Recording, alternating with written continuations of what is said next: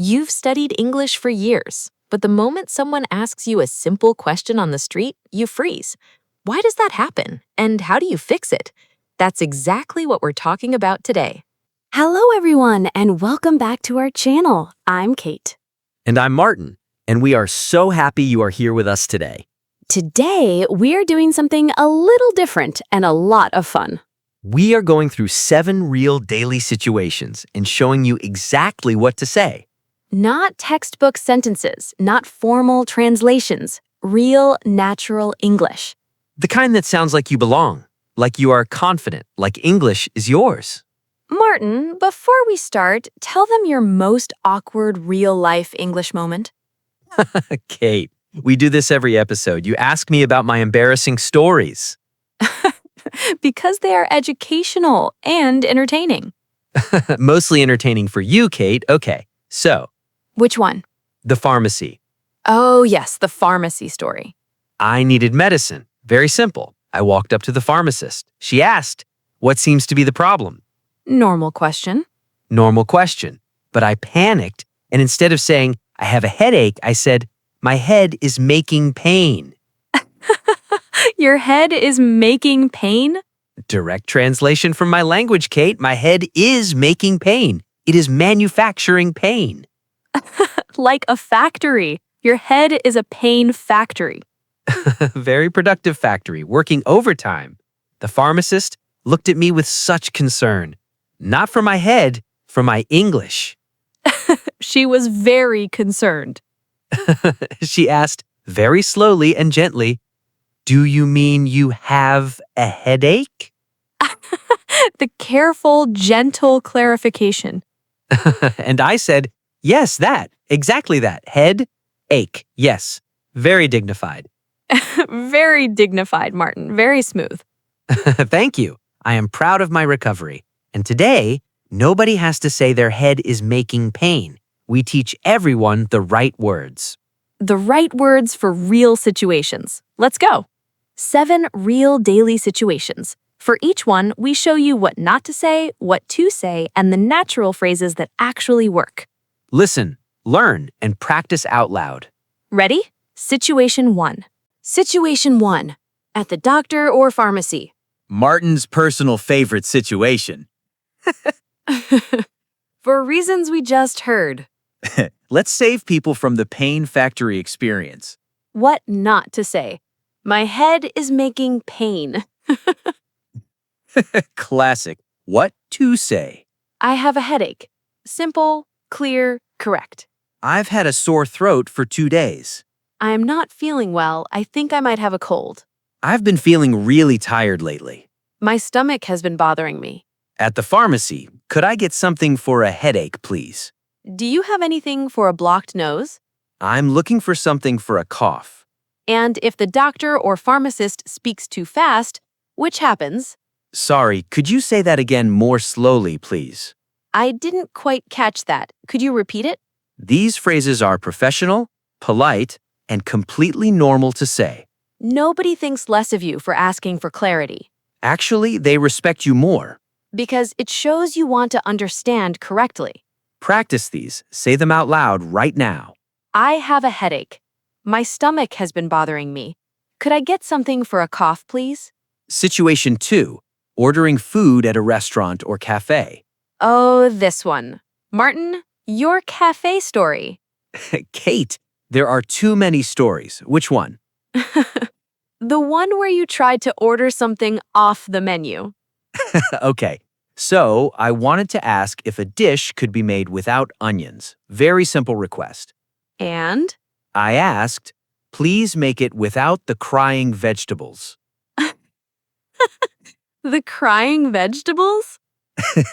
Onions make you cry, Kate. So, in my brain, crying vegetables, completely logical. The waiter's face. He was very professional. He only smiled a tiny bit. Then he said, "Did you mean without onions?" Learning through specific humiliation. The most effective teaching method. What to say when ordering. Could I have the pasta, please? I'd like the chicken without onions, please. Is this dish spicy? What do you recommend? Could I get the bill, please? Could we have some more water, please? And if you are not ready to order, Could we have a few more minutes, please? I'm still deciding. Thank you. Natural, polite, human. And no crying vegetables required. No crying vegetables, ever. Situation 3. Answering and making phone calls. Phone calls in English, the thing many learners fear most. Because you cannot see the person. You cannot use body language, just voice. And often fast voice. But with the right phrases, phone calls become so much more manageable. When you answer an unknown call, Hello? Simple, universal, always right. when you call somewhere, hi, I'm calling to make an appointment. Hello, I'm calling about my order. Hi, could I speak to someone about, When you don't understand something. sorry, could you repeat that please? I'm sorry, the line isn't very clear. Could you repeat it? Could you speak a little more slowly, please? When you need to end the call. Thank you so much for your help. I appreciate it. Goodbye. Thanks. Have a great day. And Martin, your secret phone call tip? Write down what you want to say before you call, a few bullet points. Not a script, just key phrases, key information. So when nerves hit, you have a reference. You aren't starting from nothing. You're just filling in the blanks, which is so much easier. Situation 4, shopping and asking for help in a store. Another situation where the right phrases make everything easier. When you need help finding something. Excuse me, do you know where I can find? Sorry to bother you. I'm looking for Could you help me, please?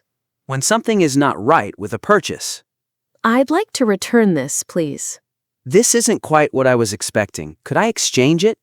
I think there's been a mistake with my order. When you are just browsing. I'm just looking, thank you.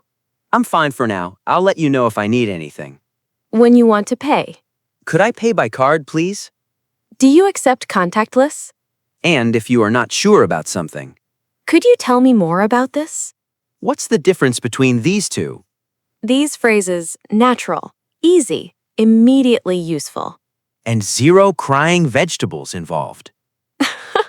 Martin, we are done with the vegetables. They keep coming back, Kate. They're haunting me. Situation 5. Meeting someone new and making small talk. The social situation, the one that makes many learners most nervous. But with the right openers, it becomes so much easier. Hi, I don't think we've met. I'm Martin. Hey, are you here for the I'm Kate. Really nice to meet you. small talk topics that always work? How do you know when you were at someone's event? Have you been here before? What do you do? A classic always leads somewhere. Are you enjoying the event? And when the conversation flows.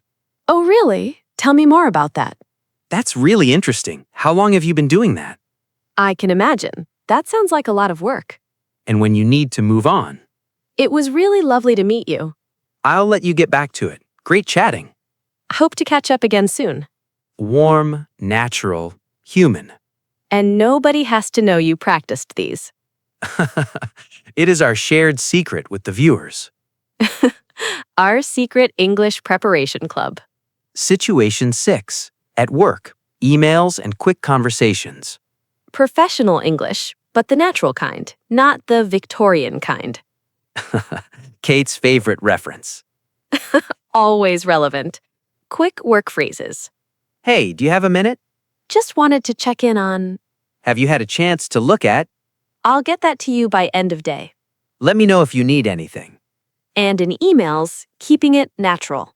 Hi, Sarah. Hope you're well. Not, I hope this message finds you in good health. Dear Sarah, again. She deserves better emails, Kate. We have learned. We have all learned. Thanks for your help. Not, I am grateful for your assistance. Let me know what you think. Not, please provide your feedback at your earliest convenience. Short, warm, human.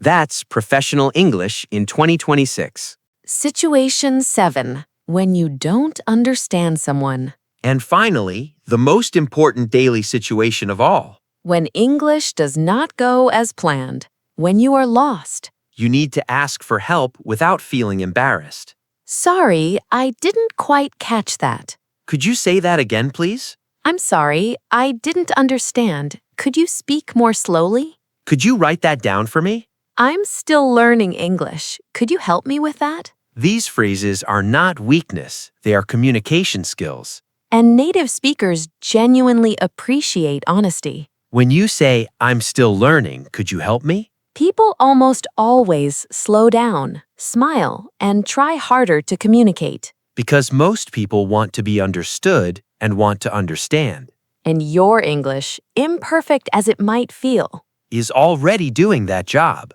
already connecting you to the world. already working every day. Before we go, question of the day. Which of the 7 situations do you find hardest? Phone calls? Doctor visits? Meeting new people? Work conversations? Write it in the comments, in English, 1 sentence. The hardest situation for me is phone calls because I get nervous. Perfect. I struggle with ordering food in English. We hear you. Meeting new people is hard for me. You are not alone at all. Write it below. We read every single comment. And we want to know so we can make more videos about exactly what you need. Your comments guide our content. You literally shape what we teach. So thank you, always, for every comment. If this video helped, give it a big like. Subscribe to Daily English Boost. Click the bell, never miss us. Share with one friend who needs real conversation English, not textbook English. From both of us, Speak real English, in real situations. and no more crying vegetables. Bye, everyone. Bye. Martin's head is no longer making pain and his English has improved considerably. The journey. See you next time, everyone. Always. Bye.